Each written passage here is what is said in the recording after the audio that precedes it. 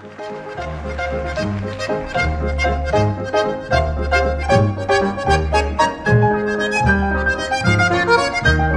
les samedis soirs on allait comme ça dans un bal musette, danser comme ça dans un vieux quartier fréquenté comme ça par des danseurs de Java comme ça. Rue de la peur, autant joyeux, où les frappeurs étaient chez eux. Rue de la peur, en ce temps-là, un petit pas, on dansait la Java. Les Jules portaient des casquettes sur leurs cheveux dominés, avec de belles rouflaquettes qui descendaient jusqu'au nez. Rue de la peur, c'était charmant. Rue de la peur, mais plus prudent. Rue de la peur pour les enfants, de les emmener ce soir-là au ciné, plutôt que d'aller se faire assassiner. Passez la monnaie, et ça tournait.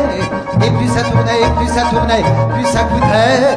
Qu'est-ce que ça coûtait? Non mais qu'est-ce que ça coûtait? Quelques tickets nous, les durs de dur, les truands, les papillons, les frisés, les mesmères, les dobrets, on les payait jamais. Et la jolie brunette là-bas un peu chauve. Non? Un petit, on pourrait pas danser un cantique tous les deux, un dernier tango, non, rien? Ben va donc, grenouille. Ce qui ne sortait pas de polytechnique, pour la politesse s'appelle technique. Avec les gonzesses, c'était un coup de fric qui discutait politique comme ça. Rue de la peur, on rencontrait une frappe qui revenait. Rue de la peur, pour respirer un peu d'air frais de ce bon vieux quartier.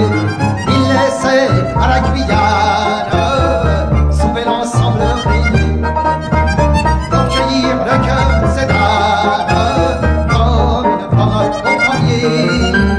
Rue de la peur, c'était parfait. Rue de la peur, oui mais.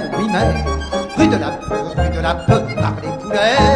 Un soir de rafle, il se faisait cueillir pour la Guyane, il devait repartir. Passer la monnaie, et ça tournait.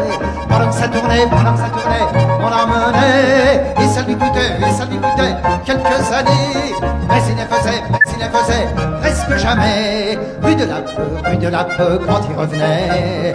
Rue de la peur, il recommençait.